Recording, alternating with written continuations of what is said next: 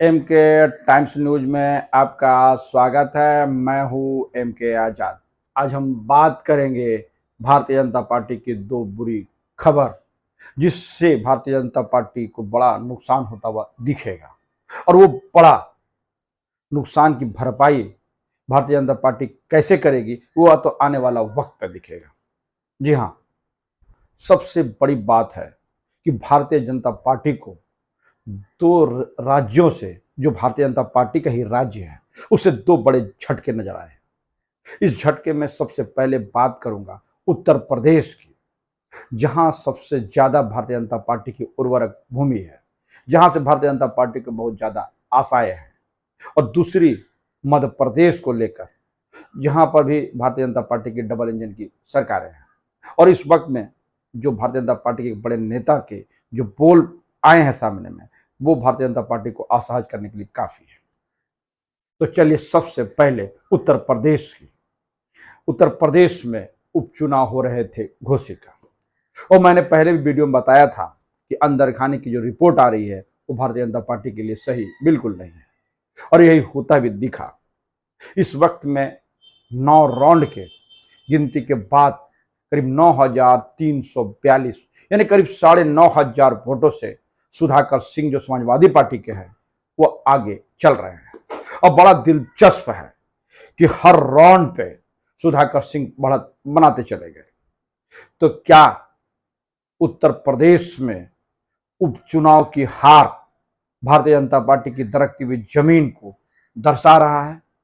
क्या यह चीज जो सामने आएगी रिजल्ट में, क्योंकि अभी तो करीब 34 राउंड होने बाकी है, लेकिन जो सामने आया उसी पर बात करने से यह बात स्पष्ट हो जा रहा है कि इस वक्त में जो दारा सिंह चौहान हैं, तो भारतीय जनता पार्टी के जो कैंडिडेट थे, वो सुधाकर सिंह के सामने टिकते हुए नजर नहीं आ रहे हैं, अगर मीडिया रिपोर्ट पर यकीन किया जाए तो।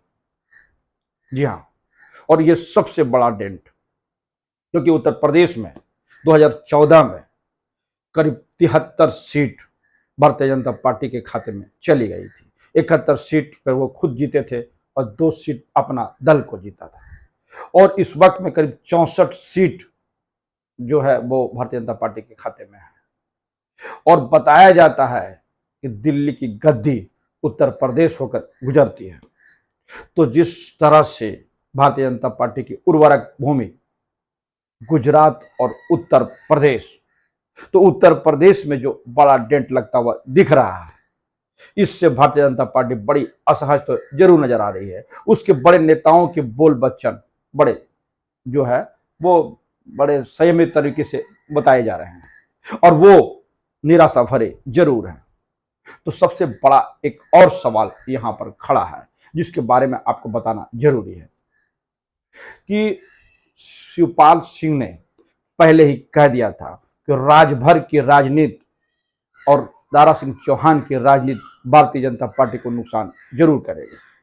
और याद कीजिए, शिवपाल सिंह यादव जो अखिलेश यादव के भाई हैं, मुलायम सिंह यादव के भाई हैं और अखिलेश यादव के चाचा जी। जी हाँ, तो बड़ा दिलचस्प है। मुलायम सिंह यादव के भाई शिवपाल सिंह यादव जब घोसी में मोर्चा संभाले हुए थे और पुरानी रणनीति पर विचार करते हुए उन्होंने जो रणनीति तैयार की, वो बड़ा दिलचस्प है। और राजभर से और शिवपाल यादव के बीच में जो तलखी सामने आई, वह किसी से छुपी हुई बिल्कुल नहीं है। और उत्तर प्रदेश की घोसी उपचुनाव का रिजल्ट भारतीय जनता पार्टी में कई चीजों में फेरबदल करते हुए नजर आएंगे, ये किसी से छुपी बात तो बिल्कुल नहीं है। एक तो ओम प्रकाश राजवी की राजनीति, उस पर सवाल खड़े होंगे। दूसरी सबसे बड़ी अहम कि शिवपाल सिंह ने कह के घोषित चुनाव में सुधाकर सिंह को जिताने का दावा करके यह साबित कर दिया कि समाजवादी पार्टी अगर चाह ले तो विधानसभा चुनाव में भारतीय जनता पार्टी के लिए सबसे बड़ी चुनौती वही पेश कर सकती है। और याद कीजिए केशव प्रसाद मौर्य को लेकर, जब अखिलेश यादव ने इसको प्रतिष्ठा का सीट बनाकर और पहले ही ऐलान कर दिया था कि केशव प्रसाद मौर्य विधानसभा नहीं जाएंगे और बुरी तरह हारेंगे, और यही हुआ भी। यानी केशव प्रसाद मौर्य के बाद अगर दारा सिंह चौहान जो समाजवादी पार्टी से गद्दारी करके फिर भारतीय जनता पार्टी में शामिल हो गए, इसको भी समाजवादी पार्टी ने प्रतिष्ठा का विषय बनाया और रिजल्ट बता रहा है कि इस वक्त में उनके जो प्रत्याशी है सुधाकर सिंह जो है वो करीब हर राउंड में करीब 1000 मतों से आगे बढ़त बनाए चले जा रहे हैं। जी हाँ, ये बड़ा दिलचस्प नजारे हैं। और उत्तर प्रदेश में जब दूसरे दलों से आने वाले लोगों को जब प्रत्याशी बनाने की व्यवस्थाएं की जा रही है तो इस अंदर खाने से जो भारतीय जनता पार्टी के ग्रास रूट की जो नेता हैं और कार्यकर्ता हैं वो काफी नाराज है और इसकी जो है खमियाजा भारतीय जनता पार्टी लगातार भुगत रही है। उत्तर प्रदेश से तो हमारे नरेंद्र मोदी जी भी सांसद हैं और यही वजह है कि योगी और मोदी जी की जोड़ी भी और तमाम प्रयासों के बावजूद भी घोसी का उपचुनाव लग रहा है कि भारतीय जनता पार्टी के खाते में बिल्कुल नहीं जाएगी और समाजवादी पार्टी का प्रत्याशी जीतने के कई माने लगाए जा रहे हैं। जी हां, तो सवाल फिर यही खड़ा है कि दर्जनों दर्जन मंत्री को घौंसी में उतारने के बाद भी क्यों भारतीय जनता पार्टी अपने प्रत्याशी दारा सिंह चौहान को जिताने में नाकाम होती भी दिख रही है। तो सवाल फिर वही खड़ा है कि बहुत बड़े पैमाने पे विधायकों को घोसी में लगाया गया था, मंत्रियों को झोंका गया था और योगी और मोदी के नारे लगाए गए थे और तमाम चीज जो भारतीय जनता पार्टी चाहे लोकसभा के चुनाव हो, विधानसभा का चुनाव हो या निकाय के चुनाव हो, वही बात कहती है, वही बात सुनाती है। और इसके बाद भी जो रिजल्ट सामने आते हैं वो बड़ा हैरान करने वाले जरूर है। तो हम ये कह सकते हैं कि उत्तर प्रदेश में घोसी उपचुनाव राजनीतिक मायने में बड़ा असर डालेगा और जहां इंडिया गठबंधन के बनने के बाद उत्तर प्रदेश में पहली जीत इंडिया गठबंधन के हौसले जरूर बुलंद करेंगे और दूसरी तरफ जो भारतीय जनता पार्टी और उनकी संगठन में जो लोग बैठे हुए हैं उसके बीच में उफाफों की स्थिति जरूर बनेगी और अंदर खाने की लड़ाई और भी आगे चली जाएगी। लोग योगी के शासनकाल को भी कटघरे में खड़ा करने से पीछे नहीं हटेंगे और तो और मोदी जी को भी कटघरे में खड़ा जरूर रखेंगे। तो यूं तो जो मेन स्ट्रीम मीडिया है जिसको अभी लोग गोदी मीडिया भी कहते हैं उससे ये खबरें बिल्कुल करीब गायब हो गई है।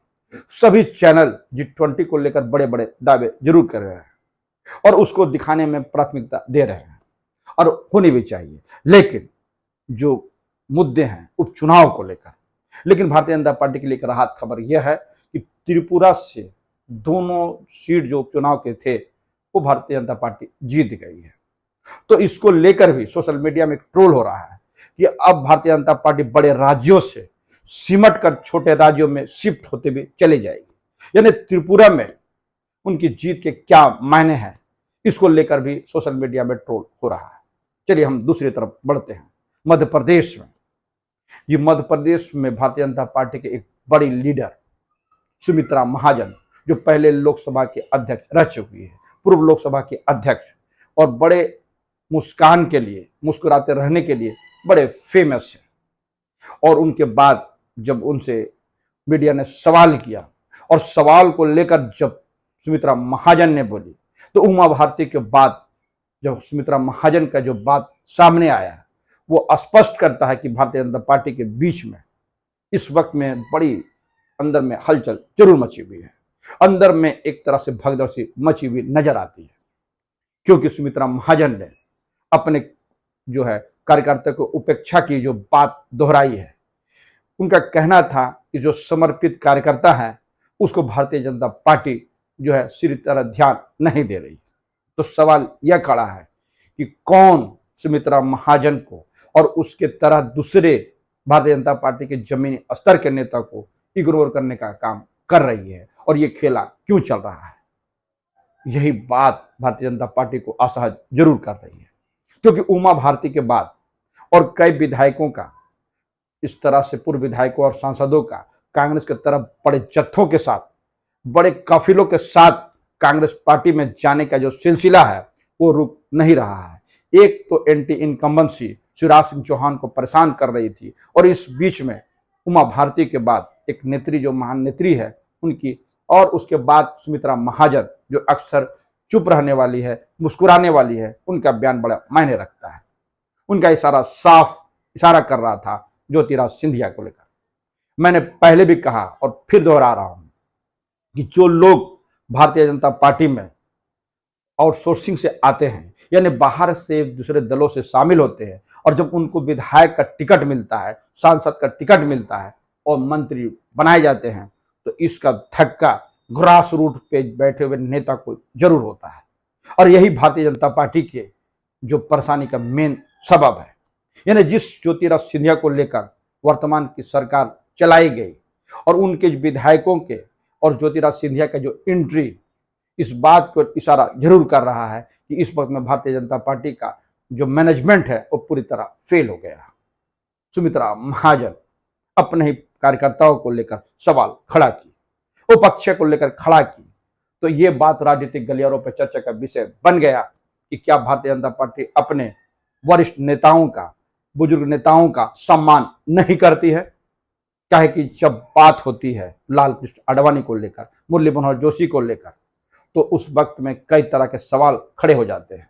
सवाल तो यशवंत सिन्हा को लेकर भी खड़े थे, और तमाम जो है नेताओं के बारे में यही कहा जा रहा है।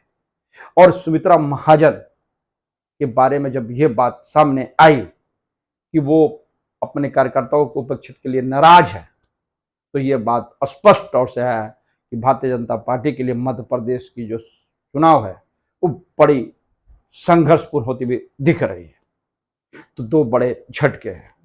और इस समय में जब राहुल गांधी विदेश के दौरे पर रहे और भारतीय जनता पार्टी के जो नेता है अंदर खाने से इसको लेकर भी जो बयानबाजी कर रहे हैं, निश्चित तौर पर भारतीय जनता पार्टी के लिए सब कुछ सही नहीं चलता हुआ दिख रहा है।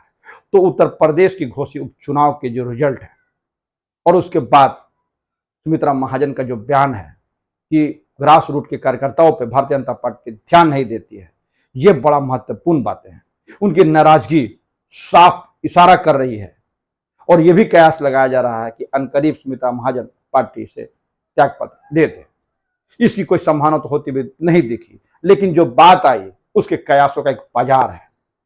और जिस तरह से उत्तर प्रदेश में भारतीय जनता पार्टी के लिए घोषित उपचुनाव के जो रिजल्ट अभी तक जो नजर आए 9 राउंड को, और 9 राउंड में लगातार सुधाकर सिंह बढ़त बनाए गए, और समाजवादी पार्टी ने डंके की चोट पर जब केशव प्रसाद मौर्य को भी हरा दी, और डंके की चोट पर उनको धोखा देने वाली दारा सिंह चौहान को भी हरा देगी, तो समाजवादी पार्टी का कद काठी जरूर बढ़ेगा। और इंडिया गठबंधन में उनकी जो पूछ है वो लगातार बढ़ेगी।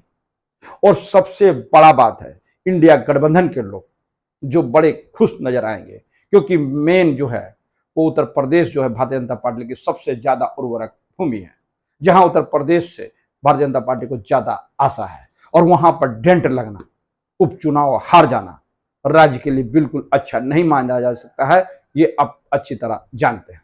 तो हमारा ये वीडियो कैसा लगा अपने कमेंट्स में जरूर कमेंट्स करें, और जिन्होंने अभी तक हमारे न्यूज को सब्सक्राइब नहीं किया उससे निवेदन सब्सक्राइब कर दे। नमस्कार।